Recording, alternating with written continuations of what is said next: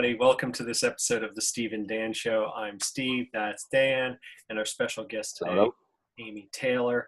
For those of you who haven't seen this before, we interview people of the community, different stages in their progression within the community, within SFM, to give you an idea of what it's like, what it's really like for members, not just the company.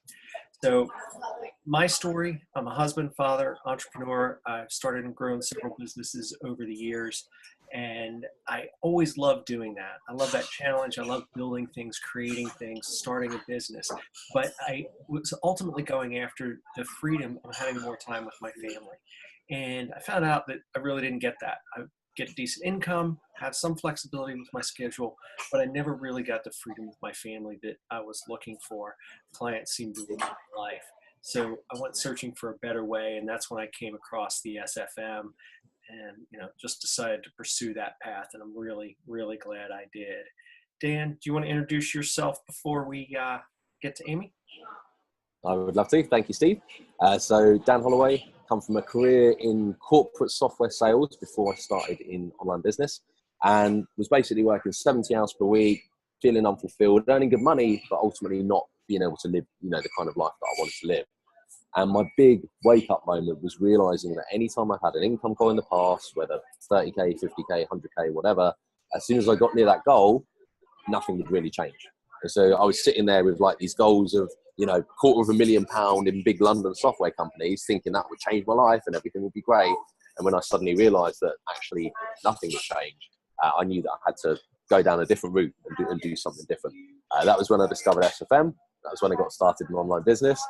Started hanging out with the amazing people that we're not actually going to be able to show you anyone, but we're currently in the Hyatt Regency Hotel in Perth because we have an SFM event coming up this weekend where we're both going to be talking, aren't we, on stage, which is going to be good fun. So Amy, if you'd like to introduce yourself for everyone who's watching, that would be awesome. You can get me another coffee if you want. I'm going to do that in a minute. So my name's Amy Taylor. I joined the SFM. Steve, how long did you say you've been around? I'm pretty sure we're about the same time, but I joined. I got connected with Jay back in 2012, but I also got really involved back in my brick and mortar businesses for quite a long time. So I really didn't get seriously re-engaged until about a year ago. Okay. So yeah, I was around the time that Stu and Jay formed the company. I wasn't connected to either of them individually. So beginning of 2014, late 2013. Mm-hmm. And at the time I was actually kind of already living the dream that I thought I wanted, which was I was traveling and working at the same time. I was working on cruise ships and private yachts. So I was being paid decent money to travel the world. But the wake up call for me was, when my uncle was diagnosed with cancer back in, he was actually living in Spain, but back at home, and he was given 18 months to live, and I idolised him, and I just wanted to come home. So I literally dropped everything and went home, quit my job, got back to the UK, and he actually passed away in 4 weeks, and it was a huge wake-up call. But I very quickly ran out of money, and I had to go back into what I'd been doing prior to that, which was I was a travel agent. So similar to Dan in the sense that corporate lifestyle, commuting, working 60, 70 hours a week sometimes, earning probably not as good as a software salesman, but decent money, uncapped commission. The more you put in, the more you got out. Great company to work for, but just felt completely, I guess, robotic is how I would look back on it now. And there are many bonuses, like perks to having a job, which I've realised since not having one. But yeah, just freedom was the thing. It's I was just so trapped when I needed to do things that I wanted to do that were really important. I couldn't do them. And then wanted to do more traveling because that had got cut short, so to speak. And yeah, just once I discovered SFM, the more trapped I felt, because I knew that there was a better way. I'd always felt it. And then once I found it, it's this really can work. Yeah. So yeah, I got up and running and got involved in the community at the beginning of 2014.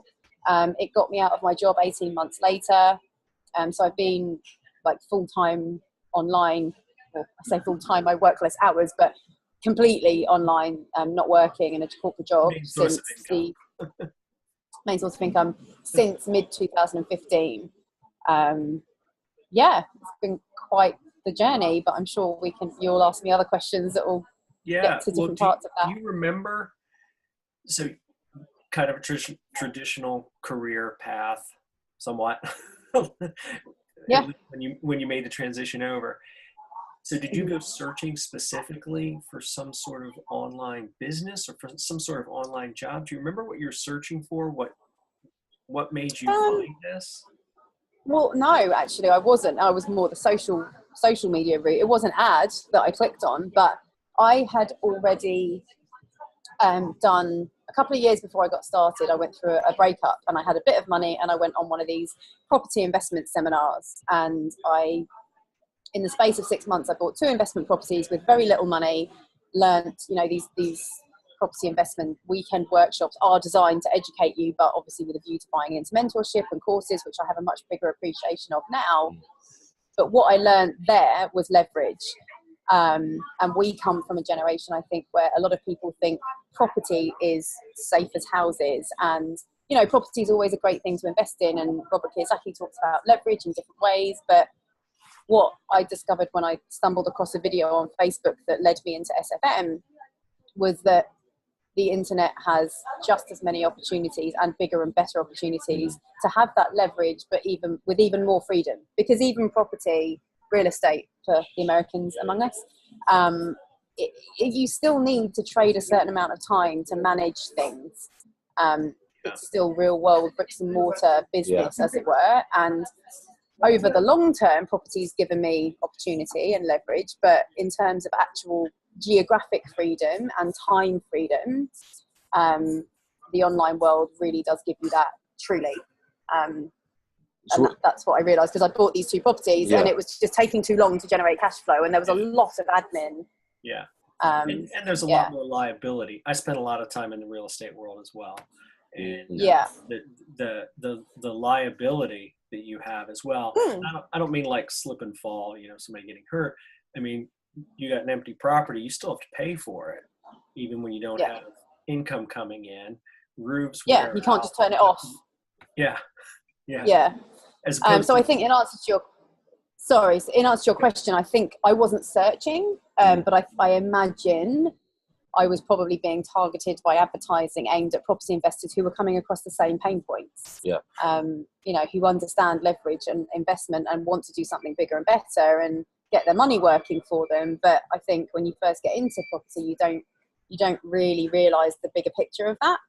And it can take a lot of capital to get involved in property. There's ways of not doing that. But I was already in that headspace, is what I'm trying to say. So I imagine that's what I was in the space of when I stumbled across Stuart's video.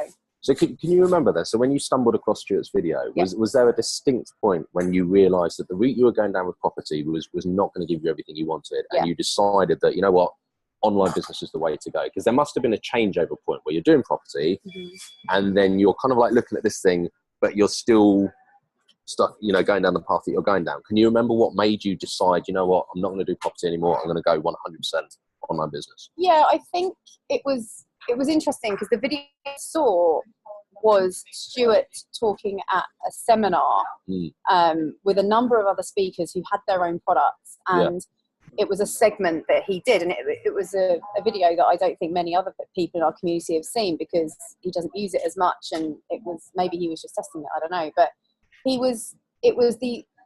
we still talk about it now because it just won't stop growing, is the technology side of it, and the fact that, so much of what we do now can be done using technology and on automation. And I just looked at property and what I was having to do. And I was managing 2 investment properties that I'd never physically seen. And I was doing it from overseas. So I kind of thought, well, I kind of have got that leverage, but it was just taking up so much of my time. And there's certain things you can't automate. I can't automate someone inspecting my property. I can't automate ringing the agent to make sure they paid their rent. And even if you pay an agent to do that for you, if they don't do it, you're still relying on people, basically, to get the work done, whether it's your own human energy or someone else's human energy. And that's what got me. It's like you can set a system using technology that runs and does a lot of the heavy lifting, you still need to learn that and do the work. But it was the idea that you can do the work when you want. Yeah. And like you said, leverage, it really does give you the ultimate leverage, because it's still one property at a time, as opposed to, creating one campaign, and then how far across the world can you spread that? Yeah. And multiple niches and the fact that I had the feeling in my head, I was like, this is MLM. And then that breakthrough came. It's like, it's not, it's just selling stuff. But, and you didn't have to be the face of it, which is funny, because I tend to put my face on the front of when I'm talking to people about SFM, but there's a number of things I can do and have done where no one knows it's me. And when I'm explaining our business model or affiliate marketing to people now, I'm like, you've probably 9 times out of 10 that you've bought something on Amazon. If you've searched a product on Google, the link that you've clicked through to then purchase was probably put there by an affiliate. Yeah. You just don't know it. And so people can be very skeptical about affiliate marketing, but they're using day-to-day products and services all the time that's paying affiliates commission, and they just don't know that world exists. If you go to that was a changeover for me. Yeah, and if you go to the bottom of every major corporation, they have an affiliate program link. Yeah. Whether it's AT&T or Walmart or any multinational corporation, they've got affiliate marketing links. So it's everywhere. People just aren't aware of it. I think that's a good way of saying it. Yeah. I know we all come into this with preconceived notions of what it's going to be, and those change as we. They really do. As we get. We were just talking about that out here. Actually. Yeah. So, can you give us an idea of something that, as you became involved with the SFM, and you mentioned the MLM thing, how that light bulb went off. Was there anything else, maybe technology-wise, something you were afraid of, that you originally thought it was going to be a certain way, and then once you got into it, went through the program, you realized, oh, it's completely different. It's a lot easier. Maybe it was more difficult. Is there anything like that stands out? Wow. So many things, so many examples. But I guess the big thing for me was, if I really think back, and it's important to document for anyone getting started now, it's really important to document, and that's a whole different conversation, and Gary Vaynerchuk talks about it all the time. Document your progress and what you're doing, rather than trying to be the expert on the front end, because the feeling I had coming in, that's something I've definitely done. The feeling I had coming in was, is this not really competitive? Like, how can everyone benefit here? Like, how is this something that, only a few will succeed? And I guess you can engineer that conversation to be around fear and not believing in yourself, which we can make any conversation about that. Yeah. But I was being quite practical about it. Like, especially, I guess, when you come from a sales background, it's like everyone's going after the same people. And that's what you don't get your head around is just, or what I've now got my head around, and this community has proven it, is just, there's plenty for everyone out there, whether it be traffic, because the internet is just so big. And I think that's only now am I getting a real appreciation for how huge the internet itself is. And there's macro, that's the macro picture, but there's macro economies within the internet. And every day there's new opportunities to build an online business. We are just one of them. Yeah. And the opportunity is so huge, but you need to be around long enough to see that. So when you get started, it's like, oh, it's far too competitive. I'll never break into this. There's already people smashing it. There's already people taking all the spoils. And it's just that mentality in the first place is just something that it's a struggle, because it is a practical challenge. You think it's a practical challenge, but I think, there's many communities like ours that have proven that's not the case. But yeah, it's just it's just like being around long enough to see that happen. Exactly. And I think the key thing is, you've hit the nail on the head, because when we come into this, and I was the same, when I come into this, I'm thinking, well, surely there's loads of people doing this already. It's really competitive. How am I going to break into it? But then the thing you've got to remember is, if you look at like your real world friends and family, how many of them will even have a clue what affiliate marketing is? Probably zero, maybe one or two, right? Yeah, exactly. Oh, and it's that happens so quick when you start educating yourself, and that's something that I'm so passionate about now that I didn't realize at the time. Like, I've always been quite resourceful. Like, I was an only child. I was always quite independent. Like, I'll go and figure stuff out. I wired a plug when I was 6, by the way, just like random fact. Something I didn't know about you. I know. Fantastic. If you were going to do that at the end, like, cool facts about you, we don't know. That's my cool fact. That was it. Yeah. And I'm really passionate about it because the internet has given us that opportunity. You literally can go and teach yourself anything. And yes, what we teach is available for free. It will take you 10 years to figure it out, by which time it's all changed. Right. But when you get into a space of teaching yourself something, the minute you're in it, it's very easy to assume that everyone must know this. And they just don't. Yeah. They just don't. And that's what I love about what Dan's done. We were talking about it before. It's like, all you need to do is share what you've learned for the next person. Like, you don't need to be 10 steps ahead in anything, in any business. Like, once you learn something, you can pass that on. You don't need to know it all.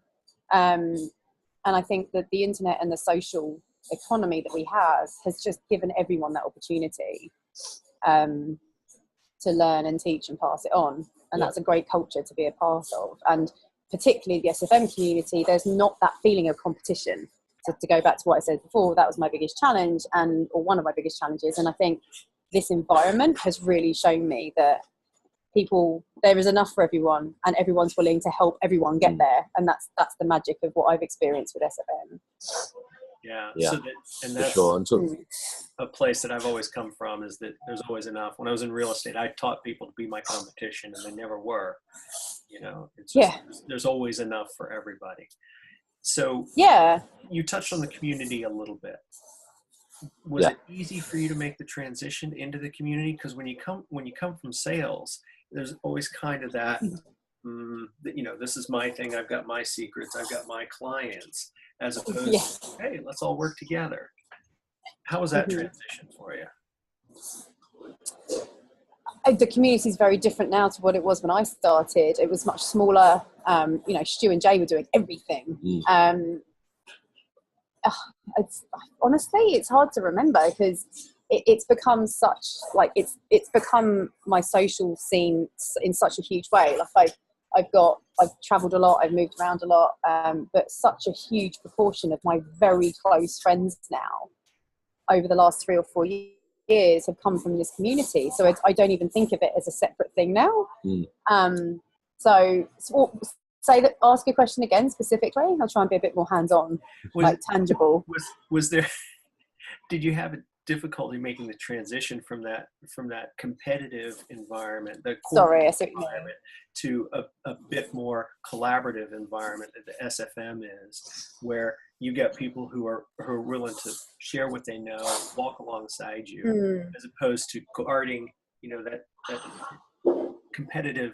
I see what you mean. I think it happens. It's not something I would have picked up on as being a shift I've had, but for me, it was just a case of, when you get going, it's very self-serving, or I think you should look after number one. Again, we talked about that before. Like, when you get in, you're learning so much so quickly, and your trajectory is like this. Whether you get results or not, you're learning a lot.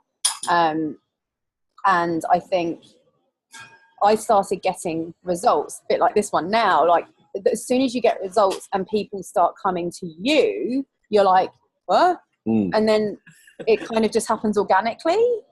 And that's the beauty of the community, the business model itself, whether it's people in the community coming and asking for your help because you've had a result, and because you're someone who's had a result not too far away from where they are. That's what I mean about not being too far ahead.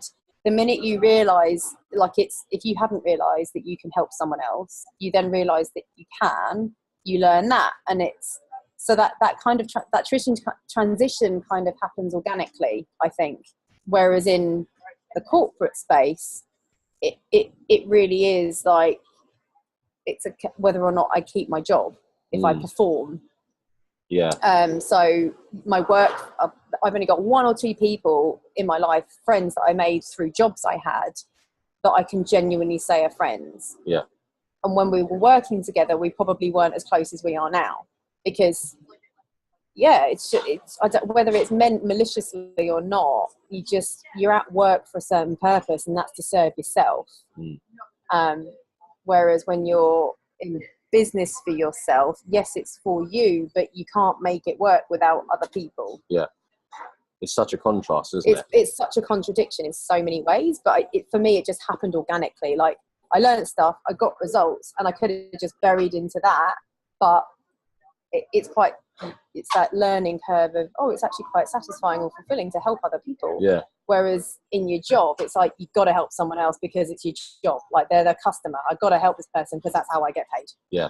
And I think that's the distinction, isn't it? And when you talk about community and you talk about how, you know, we're all in this together, and you've got it's almost like, I see it like stepping stones. When you've got people that are coming in, let's say just after you, and you can help those people by giving value to those people, it's so much more relatable than someone who's like, you know, doing 500 grand months or something, which is so far like detached from when you start out. Like, you can't see how to possibly get there. It's like, you know, if you looked at Richard Branson, I thought, well, how can I be like that guy? That's a long way to go from, you know, getting your first job when you come out of uni or something like that. So you need that support and that community to help you move through the steps that it takes to change your life and get to where you want to get to. So off the back of that, talk for a second, Amy, about not just the business results, because yes, you know, you've had the business results, you've had the financial success, you've had the traveling, all of that kind of stuff, but talk about what SFM has done for other areas of your life and how it's changed you in, you know, more ways beyond just financial and business success. Well, I touched on it before, like, the people in my life now are literally family. Like, I've had a really challenging year this year, and I was saying before, like, it's what you don't realise the shift. I think we all look for this monumental shift, like, I want to be Richard Branson, or I want to get a six-pack, or I want to, you know, whatever, earn a load of money. And it's like, if that shift doesn't happen in the way we think it's going to look, like this massive thing, we can either quit or we just get disillusioned. But when I look back over 3 years, the little things that, whether I've done them consistently or not, it's monumental in the sense that when the shit hit the fan this year, excuse my language, like, the people I've had around me to deal with it literally are like family. And it's been the friend, not my company, this is, but just being immersed in a space where people have such shared values, and what that's then done for me in my own family. And, you know, I've met people that just have the most amazing marriages, the most amazing relationship with their kids, and it's not all about business. And Stuart often references happiness isn't created by success, happiness creates success. And that's huge, because he set all these challenges. We did challenges, which you still do in the community, of relationships, health and wealth. And I went out and took my grandmother out for lunch every Saturday afternoon or Sunday afternoon for 90 days. And the things I learned about her, and she passed away this year, and it's like, God, I'm glad I did that. Yeah. And it's that's what I've got from it. It's just, I've learned a lot about myself and about everything outside of business. And along the way, the results happened, gave me the financial freedom, or not financial freedom, but a lot more flexibility and time, which I then reinvested into those relationships, and it just got better and better and better. So it's the payoff. It's like, you've got to be willing to put in what you want out, and that's with everything, with the money, with the time, and effort, because it will come back to you tenfold in every area that you apply that mentality. Absolutely. So you talked a lot about the community and friends and how you're able to spend time with your family. So what about you individually? Go back to the Amy Taylor of, say, 2012. And how did she think of Do we have to? Say so. Yeah, we're going there. We always have to touch on the pain. How did that Amy Taylor think about her future versus Amy Taylor of today? How does she see her future? How are those futures different? How is that vision different? I guess I've just I've let go of it having to look a certain way, like, and just being a lot more open. I'm a lot more laid back than I used to be. Like, it just was, I was so it's got to be this. And I had to be in control. And you know, a lot of the spirituality talk could come into this conversation, but I want to keep it, from my perspective, I want to keep it practical. Like, just it's cliche to say it, but it's not about the result. It's the person you become on the journey, and it's so true, because once you start having a better relationship with yourself, you can be of a lot more use to the people in your life. And so I'd say in 2012, I was a hell of a lot more selfish and hung up on money. I'd gone through a crappy breakup that everyone around me was telling me was his fault.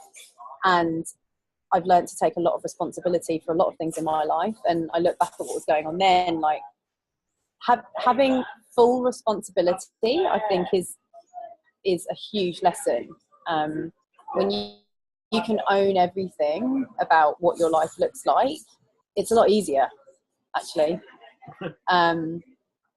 With everything, like, and that's part of the reason I quit my job when I did, because I'd had some results. I hadn't replaced my income, but there was enough balance of proof and fear to go for it, and it was all on me. Like, what was the worst that could happen if I didn't make the business work? From that point, it's kind of similar for Dan, I guess, but like, life doesn't wait. Like, circumstances will never be perfect. And I guess in 2012, that's probably what I thought. Is like, no, I'm going to do this at this point, and this at this point, and this at this point, and then it will all be great. And this year, especially, I've had a couple of family bereavements have really shown me that, and I've been so much better equipped to deal with it as a result of having that mentality.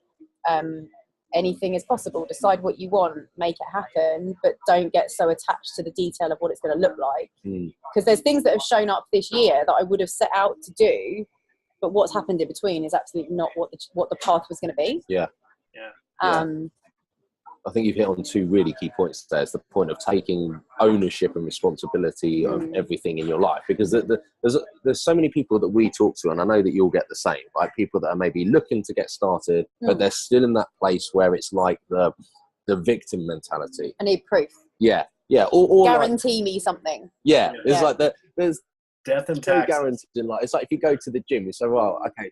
Apart from that, it's like if you go to the gym and say, right, if I go to the gym and do this personal training routine, am I guaranteed that I'm going to get 6-pack abs and be in absolutely ripped in shape? It's like, well, no, of course not. It depends what you put into it. It depends, are you determined? Are you going to keep going when it gets hard? Or if it's like, raining outside? What are you going home and eating afterwards? That's a good one for me. Exactly. I worked out really hard this week. What did you eat? I went and had a whole cake, It's like the actions that you take are going to determine the result. And the second that you stop, blaming things outside yourself and say, well, I went to the gym and I did what they said, but I didn't get the result. So no, there's a reason you didn't get the result. And you've got to be responsible in yourself that there is only one person that is going to determine what will happen. And at the same time, have the flexibility to not think it should be a certain way. This is how it should be. And if it's not that way, I'm going to get pissed off and so on and so forth. Just be able to adapt, to accept reality. And Eckhart Tolle calls it surrender. Surrender to what is happening in your life now, accept it, and then influence the direction that you want to go from there by taking responsibility. That is absolutely the key. And don't make up stuff that's not happening. It's a whole nother conversation. But we've already gone into that now. If something, it's a really good distinction I learned recently, a while ago, but got reminded of recently, is the difference between replacing the word but with and. Yes. So I really want to earn more money, but my boss won't give me a pay rise. Or I really want to earn more money and my boss won't give me a pay rise. You've suddenly got a possibility to change it. But people just get stuck in the but and complaining because they're not taking responsibility. If you take full responsibility and go, hang on, I want a laptop lifestyle, or whatever your reasons are for wanting to consider an online business, well, then own it. There's plenty of people doing it if you want to prove. There's a lot more people proving it now than there were 3 years ago when I got started. And learning to take responsibility for everything, that's a really good place to start. And it's going to make life a lot easier and simpler to deal with, because blaming anyone or anything outside of yourself is just exhausting. And it doesn't feel good. Exactly. And if you blame something outside yourself? Say that again. Sorry, Steve, go on. There's a little bit of a delay here. We keep stepping on each other. It just ultimately, you're giving away your power. You're giving away your strength when you blame other people. And so it really is just negating your own abilities instead of embracing them. Moving forward. One piece of advice for somebody that's watching this and isn't too sure, something that you would have liked to have heard when you were at the beginning that you think might have tipped the scales for you or made you, didn't sound like you had a whole lot of doubt in the beginning, but if somebody is having some doubt, some fears, something like that. Oh, I did. What sort of advice would you have liked to have had?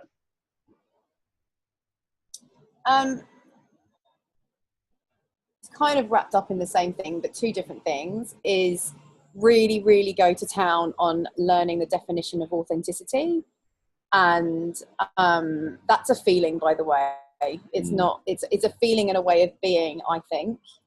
But also not caring what people think. Because anyone who knew me for any length of time prior to this would have said, Amy doesn't care what people think. I really did care what people think. And certainly the people that mattered to me. And it can be really tough when people that you care about close to you don't support you. And I think this is what holds a lot of people back, especially if it's partners or spouses. You really need to not care what people think, but to not let what people's opinions and what you think people think of you stop you doing it anyway. Because it's amazing what happens when you just do it, get the results, and those same people have questions. And not letting, and in that process, not letting your ego drive how you then respond to them. So yeah, I think authenticity kind of encompasses all of that, because if you're staying truly authentic, you will live like from a place that you want, and you can address all sorts of challenges. You don't have to be like I used to be, really blunt and bold. I'm sure You're still I'm very not blunt.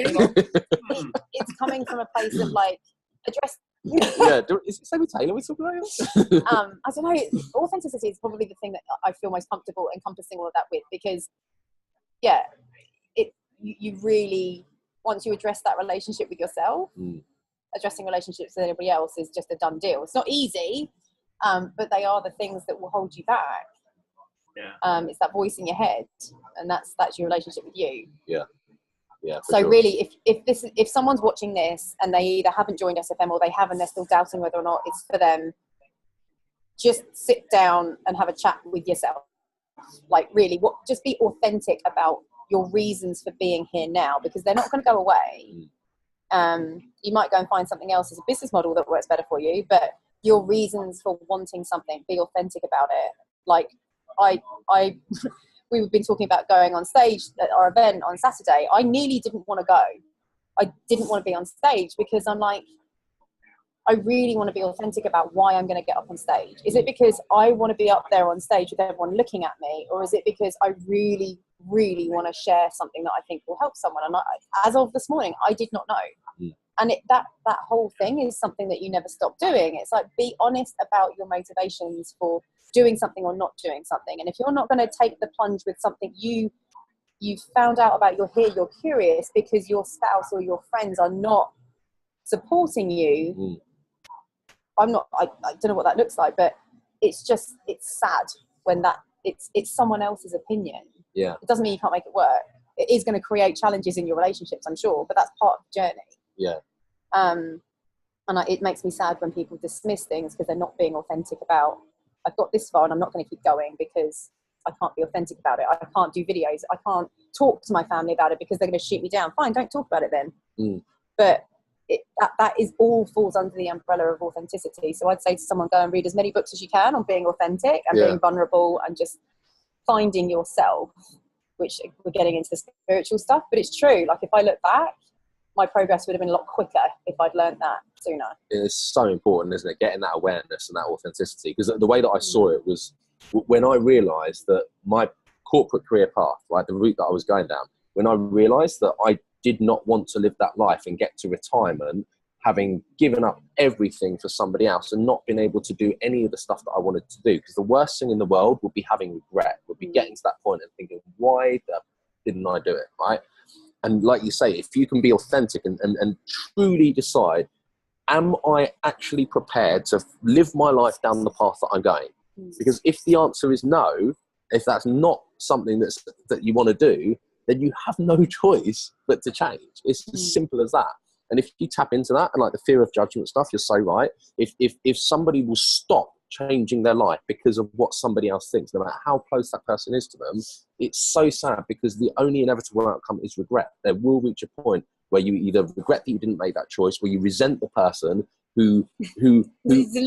Yeah, or you resent the person who actually, yeah, they might have had a problem with you, but whose fault was it that you didn't make the change because of what you thought of somebody else's impression of you, right? You've just, if the outcome that or the path that you're going down is not what you want, you have to make that change no matter what. Be responsible. And it ties into the whole whatever it takes mentality, because when somebody's at that point where it becomes more important than anything to achieve a result or to do something, whatever it takes, it means you don't care, okay, you may care what somebody thinks, but you're going to do it anyway, because it's more important to you to live that life.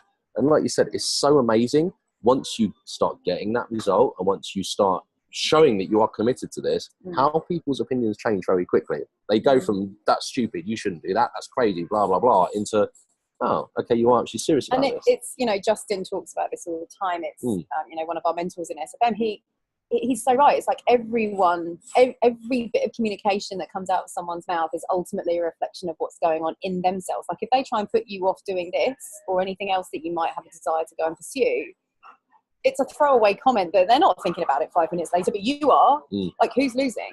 Like, it's so pointless. And this all comes back to me. It all comes back to authenticity, because if someone says things to me now, I'm like, that's your opinion and you're perfectly entitled to it. I love you anyway. Yeah. I'm going to carry on. It's working quite well for me. Yeah. Do you know what I mean? Like you just get better and better at it, but you've got to start practicing it. And it is a feeling, because we all know what it's like to be in that awkward situation where the air goes cold in an awkward moment and it's like slow motion. And then afterwards you're like, I wish I'd said that. And it's like being able to live from a place where you just do say it. And the people that are around you are like, I get that. I don't agree with you, but I love you anyway. It's amazing. Yeah. It's like the most amazing. And that's what I meant before about the friends I've got out of this community. We all do that. Doesn't mean we always agree. Doesn't mean we've always got amazing, like, we agree on everything and everything. We all think the things that should play out the same way. No, we really call each other out on our bullshit, and it gives you the most amazing connections. Yeah. And going back to our business model, that is what marketing is. It's connecting with people on a level that is honesty and authentic, and matches them to a vision of what they want for themselves. And that is a really good skill to have, whether you're selling software or travel or this or anything else. So to make it really practical, what you learn in this whole process is actually a really profitable, practical skill that you can take into any business. I've often called people out on who have said, I just don't enjoy marketing. I just, it's not my passion. I can assure you that Google AdWords and Facebook advertising is not my passion. Yeah.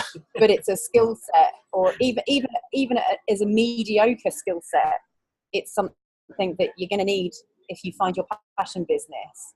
Like my dreams to open schools, like I'm going to need to find people that are enrolled in that, and that's marketing.